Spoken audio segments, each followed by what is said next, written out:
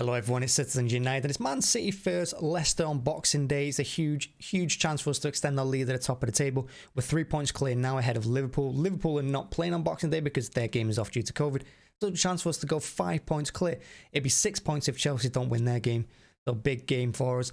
And it also means that it puts us in good standing because we've got Brentford in midweek afterward on the Wednesday away from home, and we've got Arsenal away from home on New Year's Day. They're two big games for us. And if we come out of these next three with wins, I mean, who's going to stop us, really? I mean, Liverpool have a game in hand, but they still have to get them points on the board. And I think they're playing Tottenham. I think it's their Tottenham game that's been cancelled or something. So, you know, that's not going to be easy for them. So it is a big chance for us to go to the new year as huge favourites for the title. And last season, of course, we went on a massive run this time of year.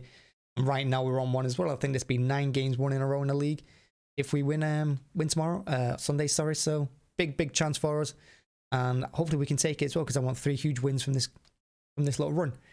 So when we look at the game as well, we can say that Leicester, their last outing in the league was a 4-0 win against Newcastle, which was like us. We beat Newcastle 4-0 last game as well. But they played Liverpool midweek. They drew 3-3. Of course, that Minamino goal, 95th minute, went to penalties and Liverpool won on penalties.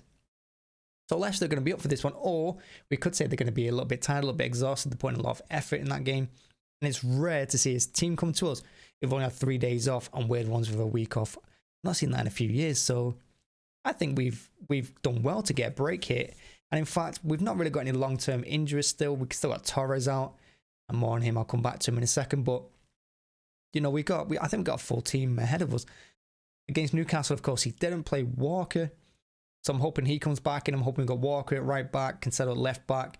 It'll probably be Laporte and Diaz in defence, because he's not really changed a lot this season. Pep, he's not been changing teams as much as he has done in previous seasons. And I think that shows in the consistency and the form that we've got at the moment.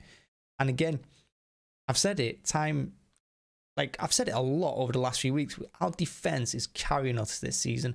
The lack of a striker, people can say, oh, you're still winning games, you don't need one. But I think we do. And when Sterling's come in, he's done well to get in the positions, you know, like in the 6-yard box, which we always miss. We always get them balls in where we whip it across. There's no one in the 6-yard box waiting for it because everyone's at the edge of the 18-yard. Sterling changes that when he plays, of course, and he got his goal against Newcastle. But our defence, we've only conceded 9 goals this season, but that's just not the tell. I saw a thing on Sky Sports with Roger saying how good he's been, and like he's not moving from position as much. He's holding his position. He's breaking up plays, he's stopping counter-attacks. And an interesting stat as well, against Tottenham, first game of the season, we conceded 3 counter-attacks that led to chances. 3. Since then, we've only conceded 2 counter-attacks that led to chances, and that is huge. And it goes on again what I've said. Cancelo left back and Walker at right back with a bit of pace. You know, things we've missed in the last couple of seasons, you know, across our defence is pace. And we've got that this season. A little bit more, not much. I mean, we've only had the one. I mean, Cancelo he's not the quickest. He's not as quick as Walker, but he makes a huge difference. And their lack of chances created that we're giving teams, it really shows. And we are lowering down, you know, our goals against, which is really nice. Like I said, we've only conceded 9 in the league, I think. Yeah, teams can always break on us, but you look at, you know, the Arsenal game, you look at the Chelsea game, you look at the Liverpool game, you know, and you look at teams like that. Chelsea I think we only had 1 shot on target against Chelsea. We had 1 shot on target, Arsenal, things like that. But we are limiting these teams who would normally break on us and normally give themselves chances. And we did the same thing against Wolves as well. Wolves and Leeds too, the last game at home. We're conceding very few chances on counter-attacks. And that is massive for the way we play, because we play so high up the pitch.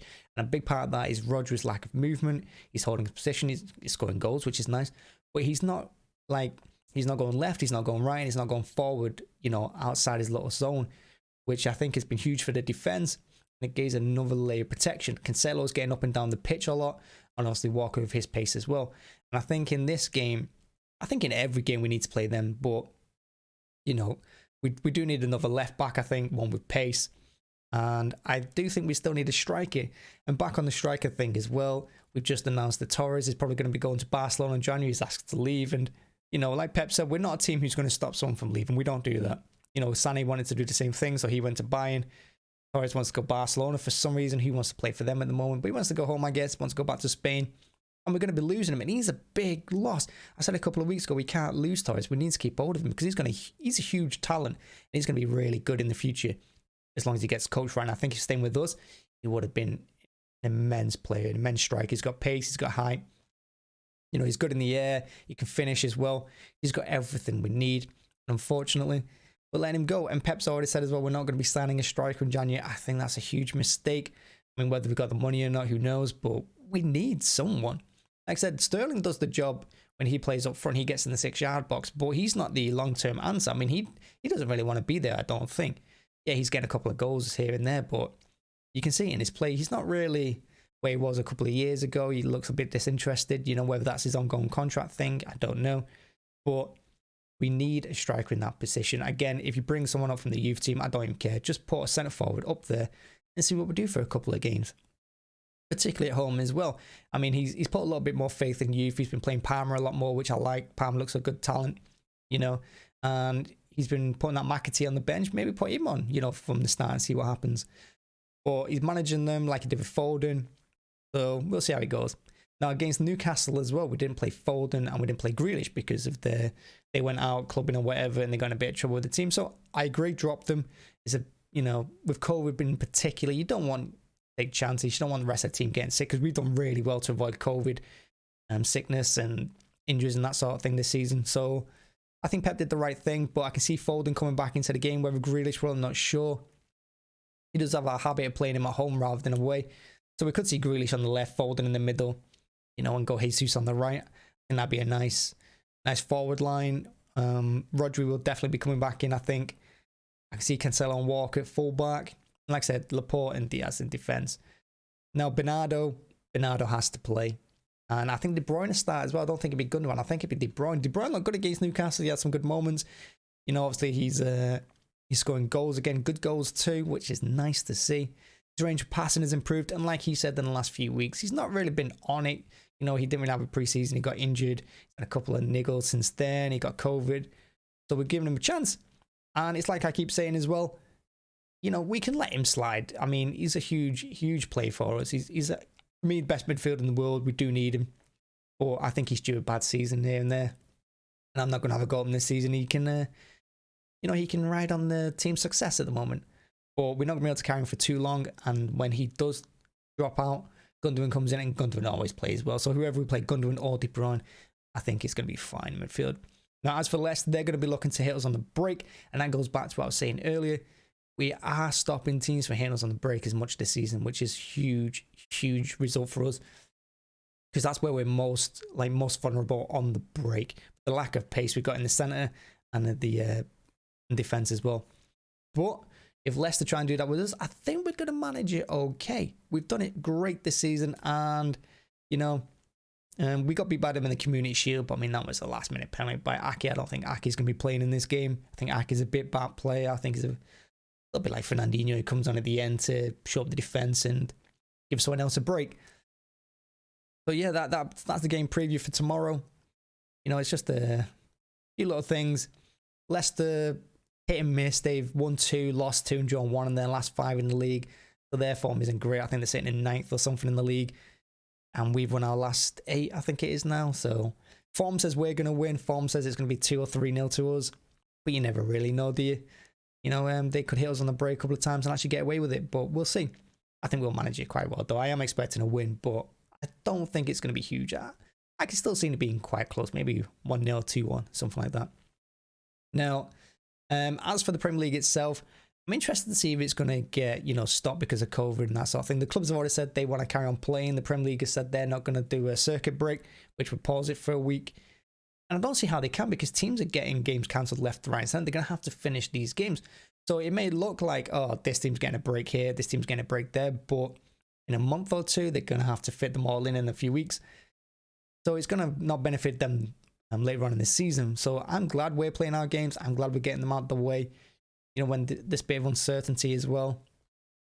And we're racking up them points this time of year, which again, I said, if you win all the games in December, which we've got a habit of doing recently, you're probably going to win the league. So huge moment for us to take advantage of other teams' misfortune. And Pep said something about a play strike that we got to look after well-being. He wasn't saying there was going to be a play strike, and he wasn't, you know, saying definitely go on one. I heard a thing on TalkSport where they said, oh, Pep's calling for a strike. He shouldn't be doing that. He wasn't calling for a strike. Pep just said players could strike and they may strike if we put the workload too much. And I think the player workload is a lot, particularly this time of year, particularly with COVID around. I think there's far too many international games. That's what I'd get rid of. International games. Maybe we put the Premier League teams in the League Cup from the 4th round. You know, let them slide from the 3rd. And yeah, maybe do the same in the FA Cup. I'm not really sure. But we do need to protect the players, especially at the elite level at the top. I think the workload is too much. And we've got a lot of midfielders, so we're able to rotate other teams. I see they're fielding 9, 10 first team players and having to fill their ranks with youth team, which is not a problem. Them youth team players are going to benefit in the future. But it's an uncertain time of year, so I don't want the Premier League cancelled, and I'm not calling for a play strike or anything like that, but we've got to do something in the future. And you look at Qatar next season when it's being played in December. What a joke. I don't know what we're going to do then, because I don't even think anyone cares about the internationals, do they? I mean, I don't. I mean, I guess some people do, but I think we could cut out the bloody Nations League. What's the point in that thing? And yeah, that's it really. That's all I wanted to say. Just well, not really that short, this video, is it? It's quite a long one. So I'm going to be changing up things a little bit as well. As you can see, got a different kind of setup. I'm going to be trying different images and backgrounds and seeing how it goes. And, you know, I still need to come up with a name for the channel, which I'm hoping to do by the end of the year. I want to go into January with a new channel name. We'll have to see from that. So I've not been posting on Twitter either as well, because I'm looking at changing the name. But, you know, we'll see where it goes. We'll see where it takes us. Other than that, Merry Christmas. I hope you have a great one with the family. And I look forward to seeing you on Boxing Day. I'll be at the game. Say hi. Thank you very much.